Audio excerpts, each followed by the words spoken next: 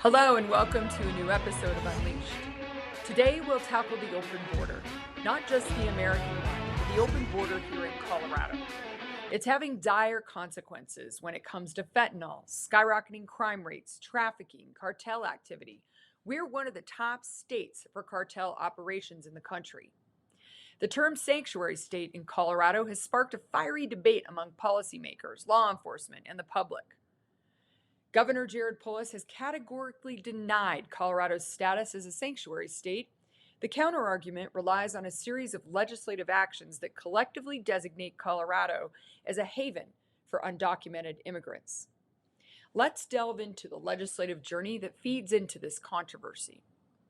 First, in 2013, Colorado enacted HB 13-1258, effectively repealing SB 90, a bill from 2006 that prohibited sanctuary cities within the state. This pivotal move dismantled barriers for local jurisdictions, allowing them to limit cooperation with federal immigration authorities, a hallmark of sanctuary policies. In the same year, Colorado broke new ground by permitting undocumented immigrants to obtain driver's licenses, a policy that was expanded in 2019 to include identification cards. These measures are often viewed as strategies to integrate undocumented residents into the societal fabric, enabling them to live and work with fewer hindrances. The provision of in-state tuition rates to undocumented students in 2013 was yet another step that critics point to when arguing that Colorado offers sanctuary-like protections by making higher education more accessible to individuals without legal immigration status.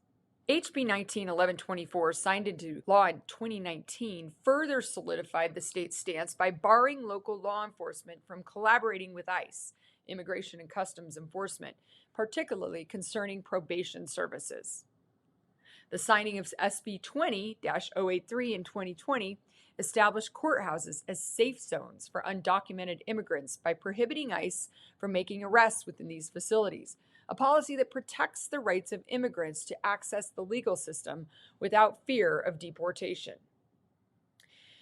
Perhaps one of the most comprehensive expansions came with SB 21-199 in 2021, which opened a wide array of state benefits to undocumented immigrants, including health and family services, along with subsidies for essential living expenses. Further legislation in 2021, namely HB 21-1054 and SB 21-077, facilitated access to housing assistance and allowed undocumented individuals to receive professional credentials in various trades. The establishment of the Immigrant Legal Defense Fund, although not explicitly labeled as serving illegal immigrants, has been interpreted as another sign of the state's commitment to protecting and aiding undocumented residents. The recent enactment of HB 23-1100, which prohibits immigration detention in county jails, continues the trend of Colorado distancing itself from federal immigration enforcement practices. Are you starting to get the story here? Who are we protecting, our citizens or illegal immigrants? The culmination of these legislative decisions sketches a portrait of Colorado as a state that enshrines policies aligned with the sanctuary ethos.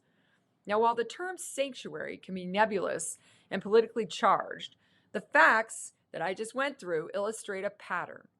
Colorado has consistently enacted laws that limit cooperation with federal immigration enforcement and expand rights and services to undocumented immigrants. It's right there. It's all listed out.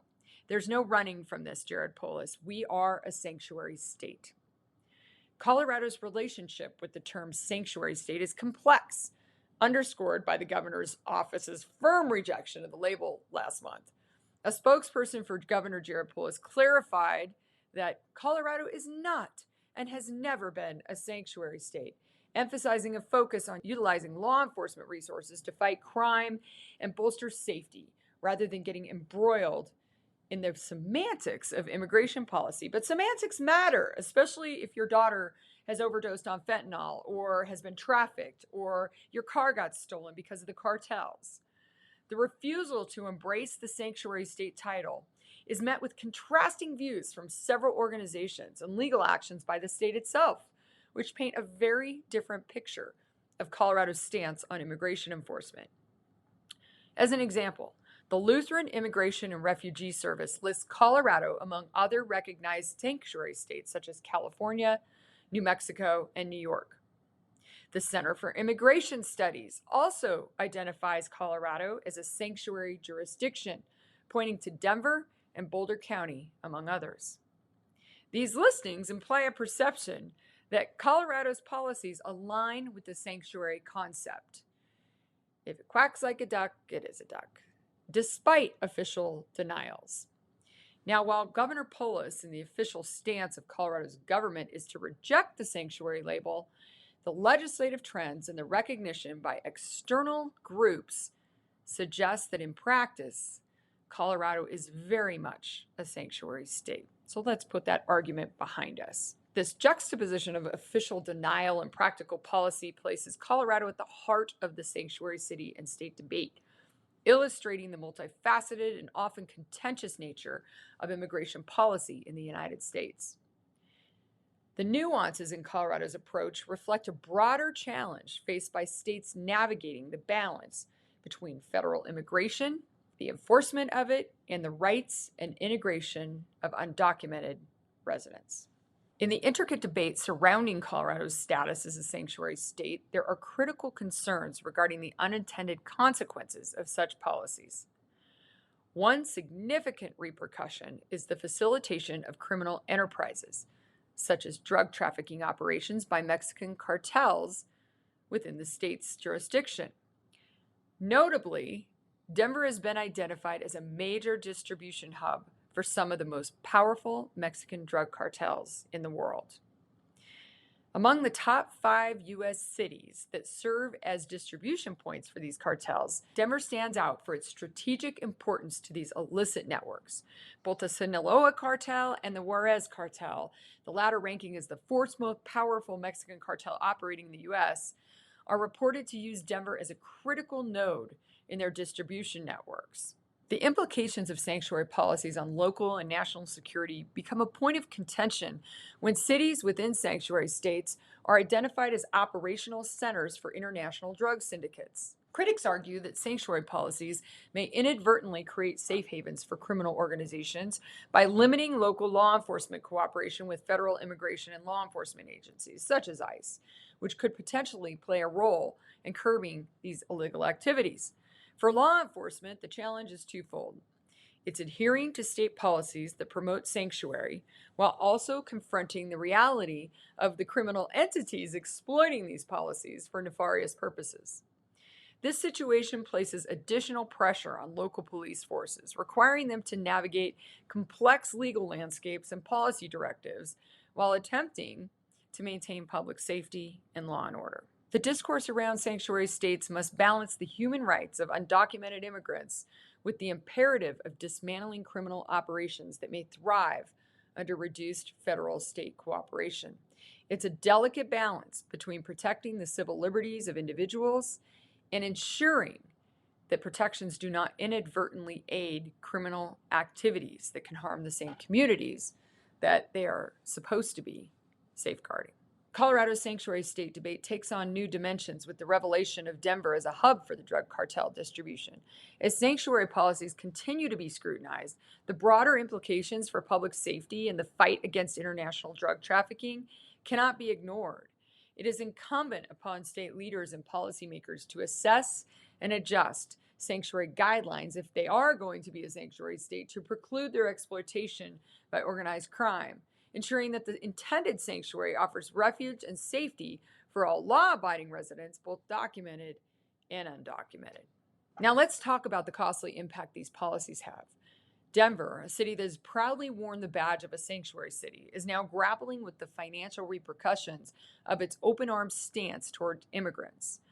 Recent data reveals the city has already spent upwards of $29 million to accommodate the influx of immigrants and is on a trajectory to spend almost $40 million by year's end. And our kids can't read, write, or do math in Denver. Something's very wrong here. This considerable expenditure raises serious concerns about the sustainability of Denver's financial resources and the potential need to reallocate funds from other priorities or increase operational costs, which would inevitably impact its residents. The independent analysis recently provided by the Common Sense Institute paints a very grim picture of Denver's fiscal future as it navigates the costs associated with supporting over 25,000 illegal immigrants who have arrived in the city to date. The city's shelters are currently housing about 2,500 individuals, many of whom hail from Venezuela.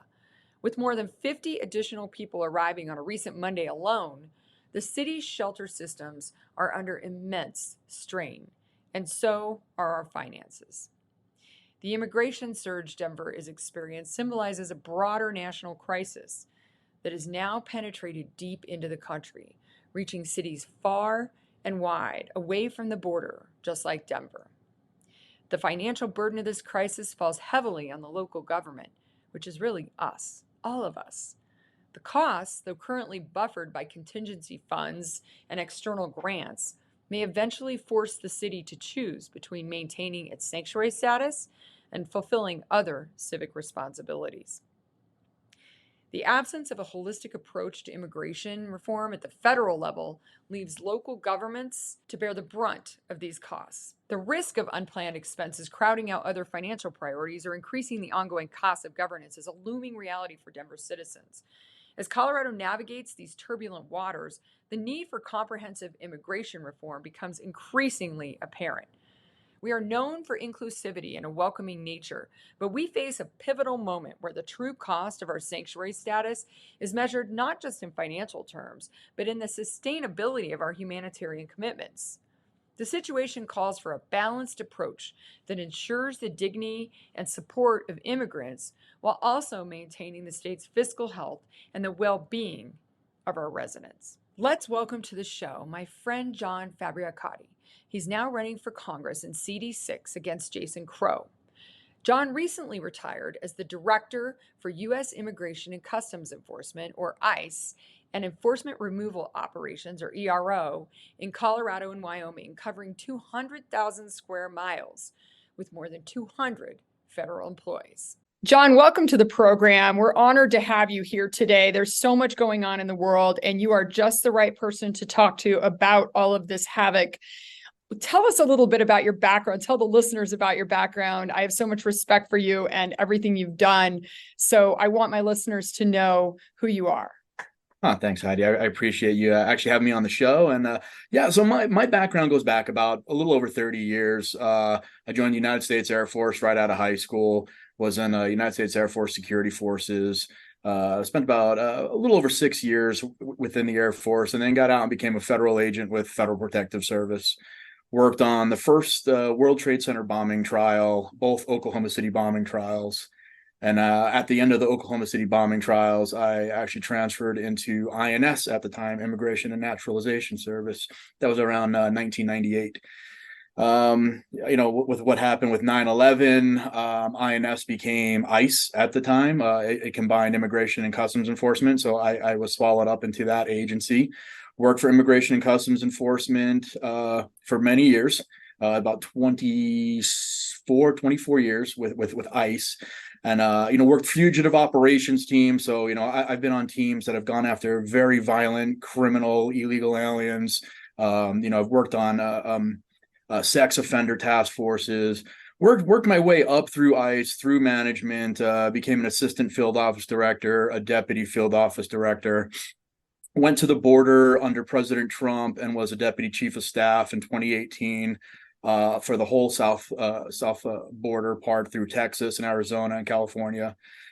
Came back to Colorado as the field office director and retired as the field office director for Immigration and Customs Enforcement for all of Colorado and Wyoming. So that's pretty much, in a nutshell, some of the things I've done.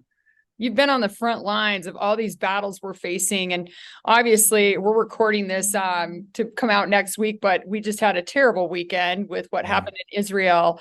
And I think it's very timely to talk about how we protect ourselves. I mean, I'm a mom of 4, and I'm very frightened about what it means to protect my children right now. And so talk about that as a parent, but also as someone who, oversaw Colorado and the safety of Coloradans. What the heck do we do right now? Yeah, so I am a parent, and it's something I do worry about with my children. And we just have to be very vigilant about everything. I mean, you can't go outside. You can't go to the supermarket, to the movie, or anything, and have your head buried in your phone, not being observant. You need to be observant 24/7 in this society now, especially with the rise of crime that we have and things that are going on internationally. I mean, with the border as wide open as it is, and the amount of people that we have coming in that we don't know what their backgrounds are. We've got these military aged men that are coming across the border, coming here supposedly, to make a dollar and to work, but we really don't know what their ulterior motives are. So, I mean, to protect your family, number one is vigilance. You just need to be aware of your surroundings at all times. Number two, I'm a big proponent of the Second Amendment, and I believe that you should get firearms training.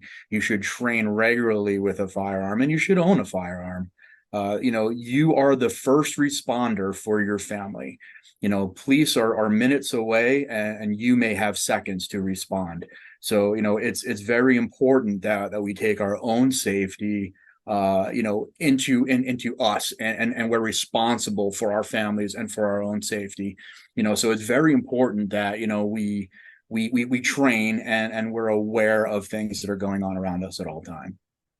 What about, I mean, I'm hearing a lot of chatter about large events and just be really cautious. Like now may not be the best time to, go out and hang out in places that are vulnerable.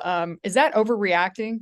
Yeah, it's really up to each individual person. Like I'm hyper vigilant, so I don't like going into very big crowds and into areas where I don't know where my exits are, and how to control the situation. But I also want to live my life, right? So I want to be able to go to fests and events. There's a lot of great things happening here in the fall.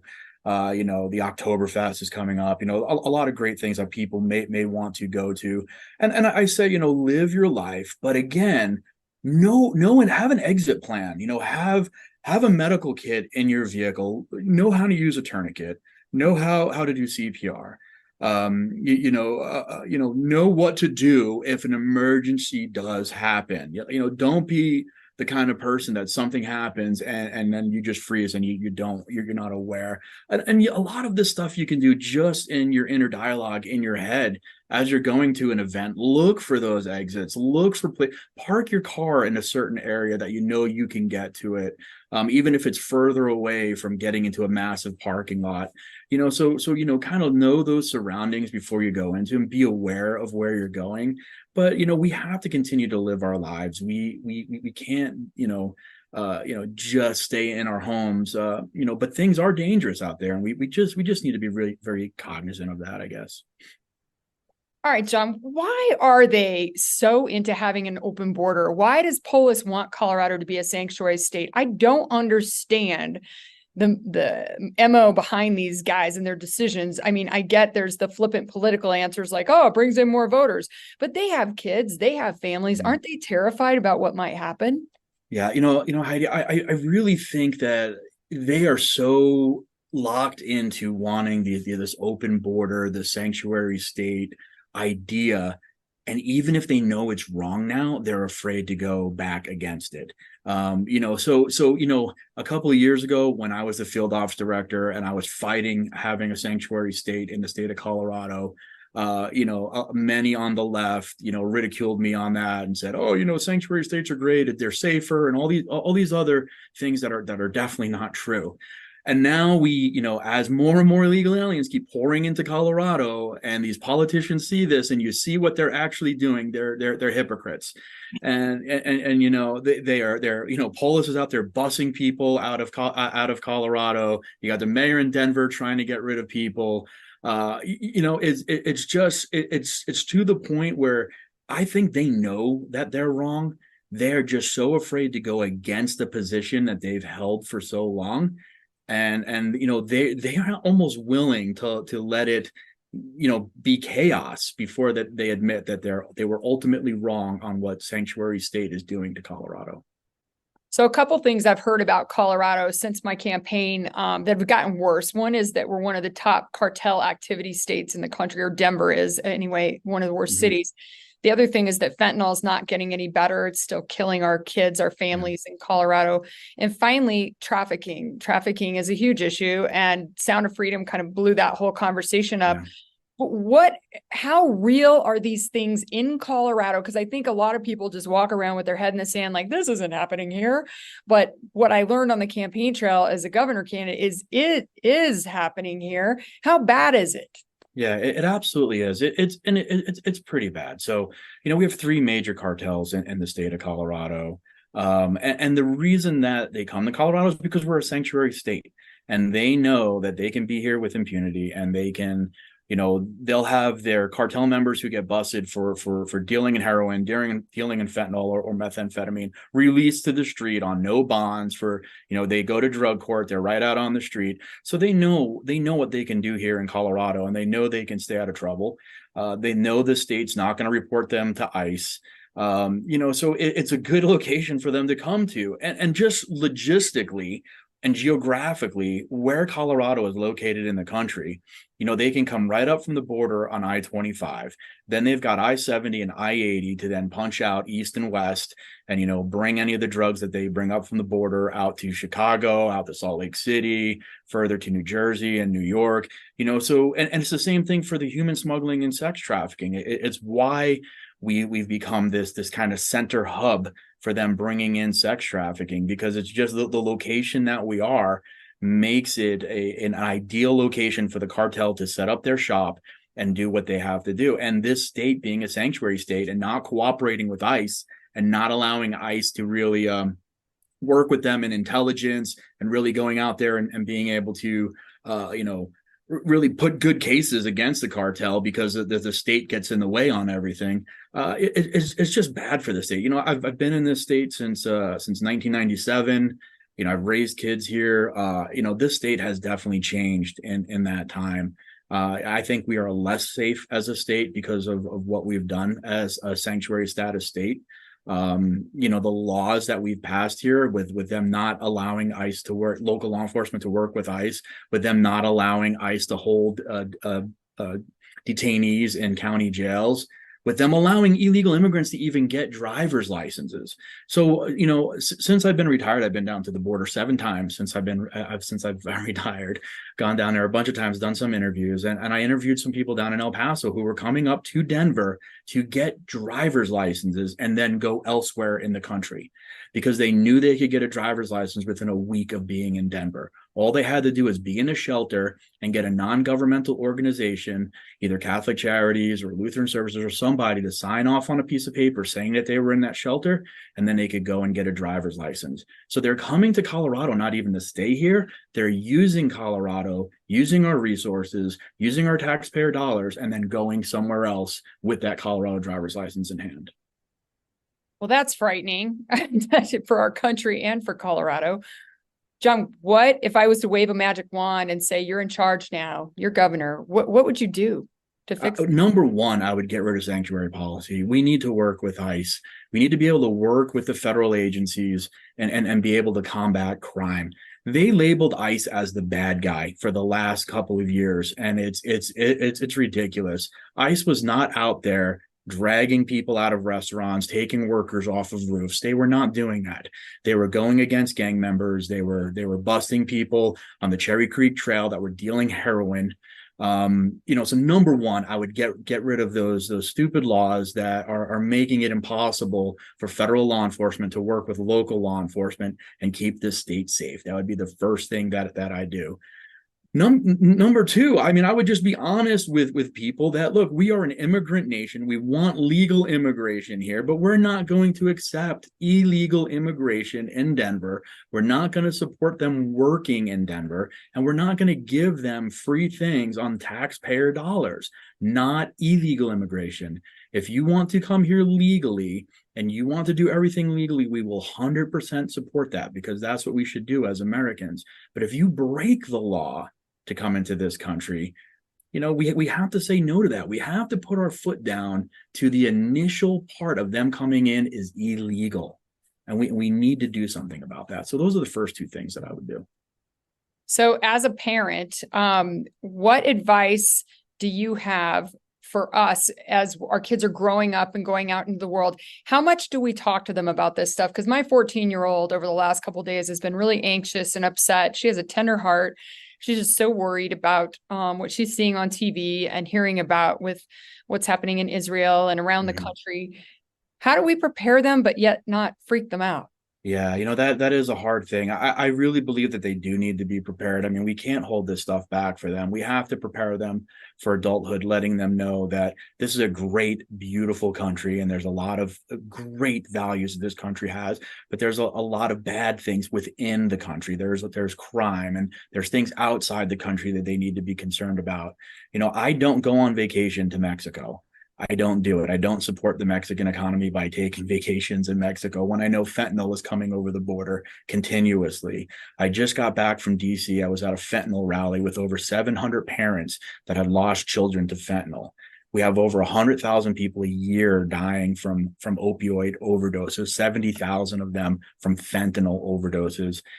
So that's one thing I would talk to my children about, and every parent should be talking about, because meeting with these parents, these 700 parents, and listening to their stories on how many of their kids were just in college, top students, thinking that they were taking Ritalin, thinking that they were taking a painkiller, and it was infested with fentanyl, and they died from one pill. And seeing the tears in these parents' eyes, and you need to let your children know that you may think you're experimenting, you may think you're taking a drug that your friend says that they got from a pharmacy, but you don't know, and you need to be careful, because one pill can kill.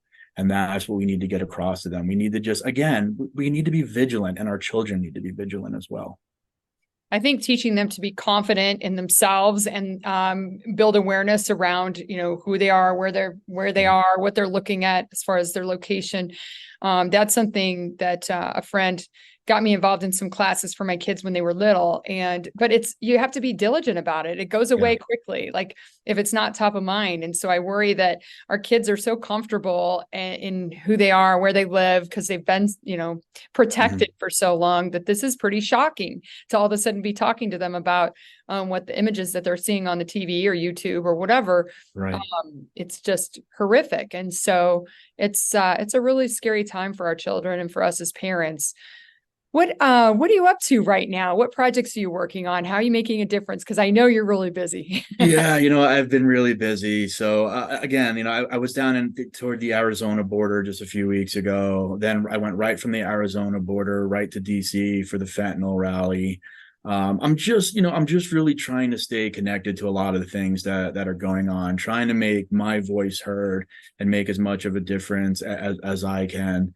I love Colorado. I want to be here in Colorado, but we need to start working on Colorado, and we need to make sure that we see the right people get elected. So I'm going to continue to do that. Maybe work on some political campaigns, and see wherever I can help. Try to draft legislation. To bring down the sanctuary state. So there's a lot of things on my plate right now, and I have maybe some political aspirations, so we'll see in the future about that. But yeah, you're just trying to keep myself busy in retirement. Hey, we need to sit down over a beer, and I can give you the war stories about running a campaign. I would appreciate encourage you to do it, but I wish I knew when I started what I know now, and hopefully I can impart that wisdom on you. I would hope. Yeah, thank you. Win and bring some balance back to this crazy state and this country. Well, John, I really appreciate you taking the time to talk to us about these issues. How can people get in touch with you or follow you and follow what you're up to? Yeah, that's awesome. Thank you. I'm on X, Twitter, formerly Twitter, at John E_FABB Fab. So you can find me on Twitter. I'm very active on Twitter. They can go to thecompletesolutiongroup.com and look up my consulting firm. And I'm also on a national board for NICE, the National Immigration Center for Enforcement. So that's immigrationcenterforenforcement.org. And you can follow us where we're trying to bring level-headed immigration enforcement back to the United States. Just enforce the laws that we have on the books. And, let's get this under control.